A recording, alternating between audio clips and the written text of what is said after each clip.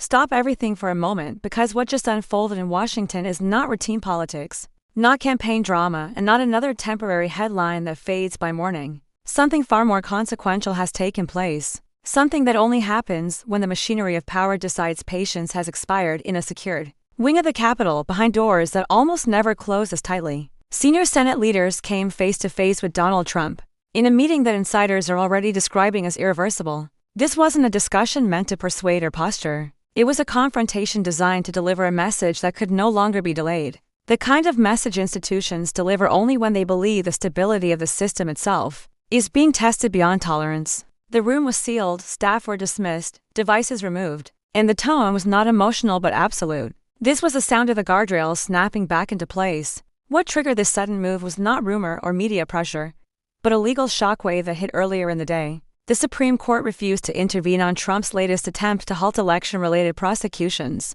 No procedural escape hatch, no immunity shield, no ambiguity. The ruling effectively stripped away the final buffer that had slowed enforcement for months. Within hours, Senate leadership moved with speed that stunned even longtime observers of Washington paralysis. This wasn't coincidence. This was coordination. Calls were made across party lines, decisions finalized late into the night, and by morning the confrontation was already scheduled. The calculation was clear. If the courts were now moving forward without hesitation, the legislature could no longer pretend neutrality. Silence itself had become a liability. Witnesses say Trump entered the meeting with confidence intact, posture controlled, demeanor familiar. But what unfolded inside that room was not a rally, not a negotiation, and not a power play he could dominate. Senate leaders laid out consequences, not threats. They made it unmistakably clear that continued defiance was no longer viewed as political combat, but as institutional risk. The language reportedly used was blunt, stripped of partisan framing.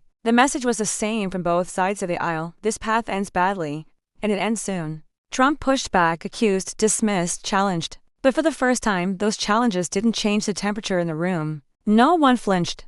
No one recalibrated. That alone signaled something had shifted. The meeting ended abruptly. No gestures of unity. No statements crafted for optics. Just a door closing and Trump leaving alone. And almost immediately, the leaks began. Phones lit up across Washington, not with speculation, but with confirmation. Something fundamental had changed. Capitol staff described the encounter not as heated, but as heavy, like watching gravity reassert itself after a long suspension. One aide reportedly said it felt less like politics and more like an intervention staged to late to soften the outcome. What makes this moment dangerous is not just the confrontation itself, but what it activated. Once Senate leadership stepped in directly, it sent a signal through every level of government. Prosecutors interpreted it as permission to move without restraint. Judges saw it as validation that enforcement would not be undermined by political backlash. Agencies quietly began reallocating resources. Legal teams shifted into acceleration mode. The phase of delay ended the moment that meeting concluded. From this point forward, every move becomes procedural, not discretionary. Inside Trump's orbit, the effects were immediate. Allies who once rushed to microphones went silent. Statements grew vague. Support became conditional. Donors hesitated. Events were postponed. Campaign staff began consulting attorneys rather than strategists. The energy shifted from expansion to containment. This is what institutional isolation looks like in real time. It doesn't arrive with a headline. It arrives with absence. Absence of defense. Absence of urgency. Absence of loyalty. What's especially striking is how coordinated the response appears across branches of government. Actions are lining up with unusual precision. Filings are moving quickly through courts. Dockets are being cleared. Requests for emergency relief are being met with resistance instead of delay. Behind the scenes, contingency planning has intensified.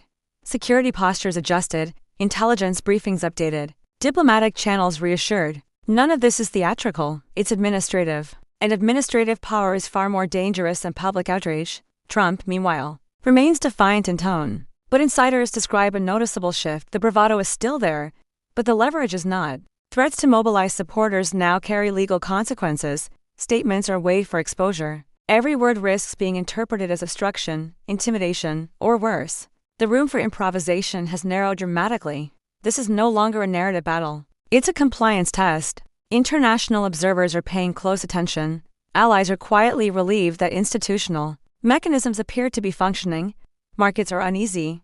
Analysts are recalculating risk. The question being asked globally is no longer whether the United States can withstand political stress. But whether it will enforce accountability when pressure peaks, that answer is forming now, hour by hour, action by action. The most dangerous phase of this situation is not chaos, but momentum. Once institutions begin moving in sync, stopping them becomes almost impossible. Appeals exhaust themselves. Defections multiply. Protective silence collapses. What once felt unthinkable becomes procedural. The tools being deployed are quiet but relentless: subpoenas, asset reviews, court orders, enforcement deadlines. This is how power actually operates when spectacle fades. Those closest to Trump are reportedly weighing exits.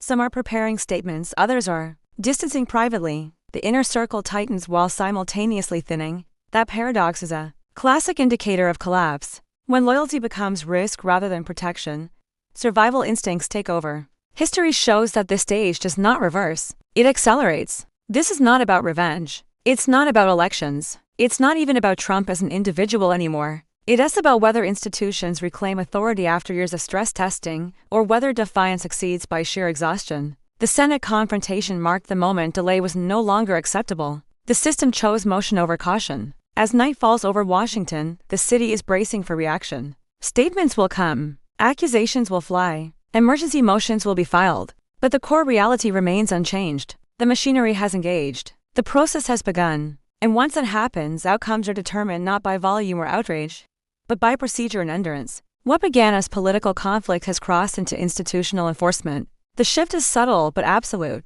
From here on, resistance carries escalating costs and cooperation becomes the only off-ramp.